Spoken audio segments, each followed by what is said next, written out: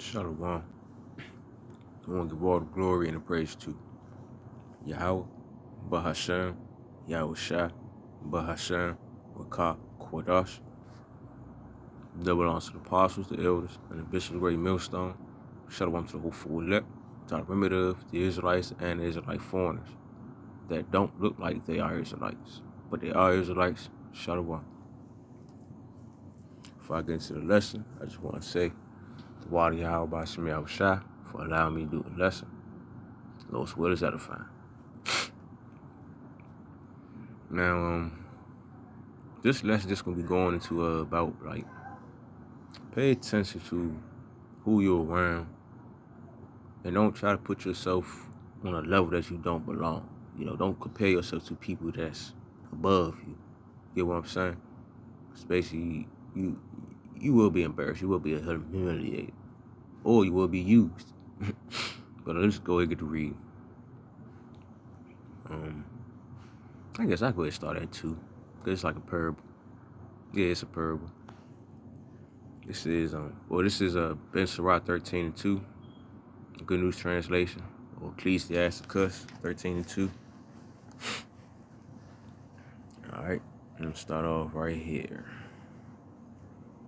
It says, "Don't try to lift something too heavy for you, and don't keep company with people who are richer and more powerful than you. You cannot keep a clay pot next to an iron kettle. The pot will break if it hits the kettle." Now, right then, I'm going to go into the part where it says, don't try to lift something too heavy for you. Of course, don't go for things that's too much for you, all right? Don't put yourself out there as something that's too much for you. Don't take risks that you know you can't do. That's simple. All right, and it says, don't keep company with people who are richer and more powerful than you. Don't if you know you ain't capable, all right? And also, too, when it comes to wisdom and understanding, like you can't, you could keep, I don't want to say you can't keep company because you eventually will grow, but you can't keep company, like keep up with them, keep staying with them constantly on that level, because you're not. You have no experience on that level. You have no wisdom or understanding of that level. And it's like, eventually you're going to be lost. You won't be put to the side. Like, it's levels to this shit. It's ranks to it. That's why the Lord have apostles, elders, bishops, officers. Just out of the world, there's levels. You got the managers, the employee. Everybody not going to know the exact thing, because everybody not capable of doing the same shit. So you ain't going to see an employee up there hanging with the CEOs and the head directors, because why? You're not on their level. You don't know what they know. You're not capable of doing. You don't have the capability of doing what they're doing. It takes time. So that's another thing. And most you jump out there, try to put yourself in that position you don't know, you will lose yourself. You will fail miserably. Just give an example. All right. And all they're going to do for real, just use you, because at the same time, you just being desperate. It's about to go into it, though. Let me stop talking. Verse 3. If a rich person wrongs someone, he can afford to add insults to injury. But if a poor person is wrong, he is forced to apologize for himself. Right now, basically, if a rich person wrongs somebody, they got money. They got the wisdom, understanding to do whatever. They got the level. They've been through whatever. So if something happened, people will easily brush that shit off like it's nothing, even though it's a real fucked up situation. We all experience that in the world, going to work, shit, even probably in the ministry. Certain person above you, it was a fucked up situation, but hey, it was brushed off because the level that they on, how long they been, whatever the case may be. But so when you did it, that shit was like, what? Fuck him, or like, oh well, my bad, I apologize. Like you see it right here. They can add on. They got the level or the money to do to right their wrongs. But a poor person, nah. They gotta be, I apologize, or they gotta lower their standard. They can't keep carrying on. If you get what I'm saying, through the spirit. I'm thinking about certain things too. But verse 4. A rich person will use you as long as he can, profit from it. But when you need him, he will leave you helpless. And it's a lot of times, for example, in the work field, they use your ass, this is not blase, profit off of you. But soon when you in need, probably a raise or a day off or something, oh no, I can't do that. If you do that, cutting your hours. Or if you do that, cutting your days. Even within the ministry. Certain people, like, hey, you do this for me, that's what's up, this is not blase. But as soon as you in need, or whatever the case may be, they're gonna look at you like, huh? Oh no, so you gotta do it this way. Oh no, you can't do this. You gotta this and that. And you in your mind like, well damn, I did this and that. I thought we all, no, it don't work like that. That's how it would be. You just gotta really just be humble about it, keep on pushing. The Lord sees everything. But it says it's right here. A rich person will use you as long as he can profit from it. But when you need him, he will leave you helpless. And that's what happens. It happens a lot. When you there for a person, or a brother, or a sister in the truth too, this is not blase.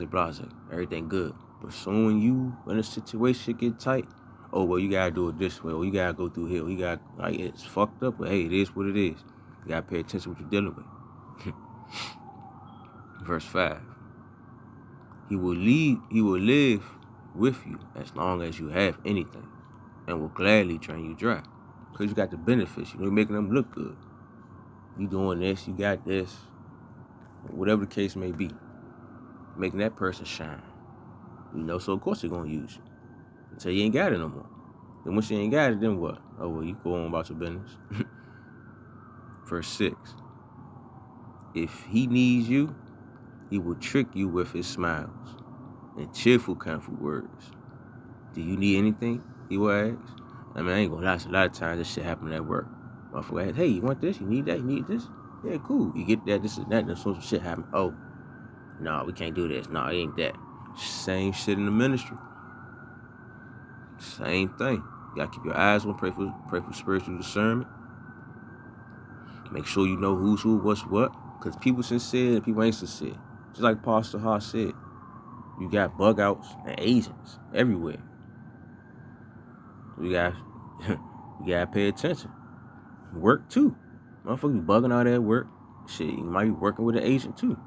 You never know. Don't get ahead of yourself thinking whatever, just because you got this wisdom or you got this money, thinking this, thinking that.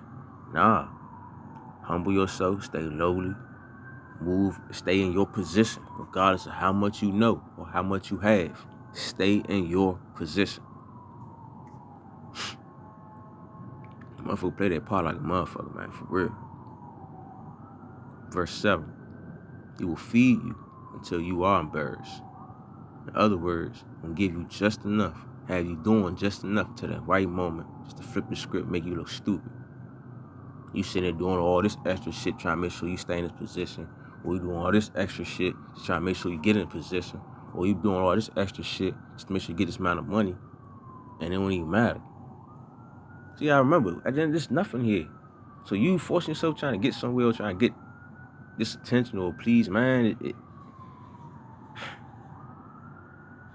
you will be embarrassed. And keep reading. It says, finally, when he has drained you 2 or 3 times over, he will laugh at you. If you see him later, he will pretend he doesn't know you and will pass you by. I mean, I've seen that shit so many times, man. Motherfuckers so clicked up, whatever. As soon as some random shit happen, they pass on each other like they don't even know each other. Go to the bathroom. Shalaki, give me a minute. Shalaki about that. Man. The Lord will put you in certain areas, again, just to see how you're going to react, how you're going to respond, what you're going to do. Just pray for the best and continue to push, regardless of the distractions and unnecessary things that go on around you. But, yeah, this be frustrating. Shit always throwing me off. People really be inconsiderate, man. That's another thing, too, I want to speak on. People that got this wisdom sometimes have, basically riches, whatever the case may be. A lot of them is inconsiderate. They don't care about what the person but underneath of them or lower them, what they got to do.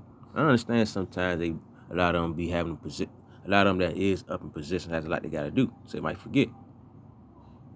That happens. Them the sincere ones. Them the ones you stick close to. But most of them, nah, they don't get too close to what you got going on, what you got to do, and consider it. And that shit will hold you up. But at the end of the day, as long as you have faith and continue to push with the Lord, He got you, no matter what. Now, let me read 7 again. He will feed you until you are embarrassed. Finally, when He has trained you 2 or 3 times over, He will laugh at you. If you see Him later, He will pretend He doesn't know you and will pass you by. And I've seen that a lot. People sit there feel like they fuck with you, this and that, and as soon as something happened or they in the wrong and they look bad, they're gonna make like, oh, fuck that, nah, this and that, blase, blase. Cause they don't wanna look bad. You know, they're in a certain position, they got a certain look. So like, nah, nobody know about this individual. So I'm gonna make this person look like this. They're gonna believe me before they believe them. And that's how this shit be. But at the end of the day, you gotta keep your eyes open. And if it happened the first time, okay. It happened the second time, hey, that was on you. You should have paid attention. So right here, this is the point of it all right here. Verse 8. Be careful not to be misled. Because at the end of the day, we supposed to be pushing towards be with the Lord, not with man. And of course, we ain't going to be on the level of the Lord. Of course, we ain't going to keep full company with the Lord. But He's grooming us up so we can be. You get what I'm saying? What I mean by can't keep company with the Lord is basically we're in the flesh. So we can't be amongst Him constantly doing what He do. We gonna die like a motherfucker. He's glorious. But in a spiritual sense, we is in company with Him. You gotta get what I'm saying. But be careful not to be misled. Just because you see things that look good, you're trying to fit in. We ain't trying to be fitting in with the things here in this world. We're supposed to be trying to fit in with the Lord. Yes, it's cool to see a brother or sister or whoever the case may be with the riches and the wisdom, whatever the case may be, but don't get carried away, think you in the same position as them or think you could do the same thing as them or move like them. They gonna remind your ass and you will be embarrassed. There's levels to this shit. Regardless of how much you learn or what you're capable of doing, you must stay in your position. Be careful not to be misled. You can't be enjoying yourself and suddenly find yourself humiliated. Because a lot of people out there don't think it's cool to be mixing, mingling, doing certain things, blase, blase, because it's all laughter, he at the moment. But we got to remember, we in captivity. We are grounded right now. We in spiritual war right now. So why would you want to be enjoying yourself around people, trying to fit in? Fit in with people in this world. You're supposed to be trying to fit in with the Lord at the end of the day. Things outside of this world, all right? It's a lot. It's a lot, man. It's a lot. I understand. Easier said than done, but hey, certain things you gotta remember, regardless of who you around, what you're capable of doing, who you come across. Remember your position. Don't get ahead of yourself. A lot of people get ahead of themselves, think just because they've been around doing this or doing that, they get ahead of it. They really get ahead of themselves, high mighty and prideful. We don't even see it. That's when the Lord comes through, bring their ass low. It happens every time. I'm just seeing it happen in the world too, and I'm starting to see it like that. The same thing within the ministry also. So hey, keep your eyes open. Pay attention. We're here for the Lord, not here for man. And read 8 again. Be careful not to be misled. You can be enjoying yourself and suddenly find yourself humiliated. So a lot of people don't look at you the same how you look at yourself or how you look at them. You can look at them like y'all brothers, this and that, but that person don't look at you as a brother. That person don't look at you as if you're on the same caliber as them or capable of being like them. You gotta remember this shit. Until they come to you with that acknowledgement of whatever, you don't go to them with it. Be humble, be yourself, keep that shit short simple. Hopefully it's edifying. I want to give all the glory and praise to Yahweh, Ba'ashem Yahushua, Ba'ashem Kak Kodash. Double honor to the apostles, the elders, and the bishop of the great millstone. Shalom to the whole full elect. So I remember the Israelites and Israelite foreigners that don't look like they are Israelites, but they are Israelites. Shalom. And again, I just want to say, the water, the water, the water. Yahweh Ba'ashem Yahushai, Ba'ashem Rakah Kodash, for allowing me to do another video to help feed myself and his sheep. Shalom.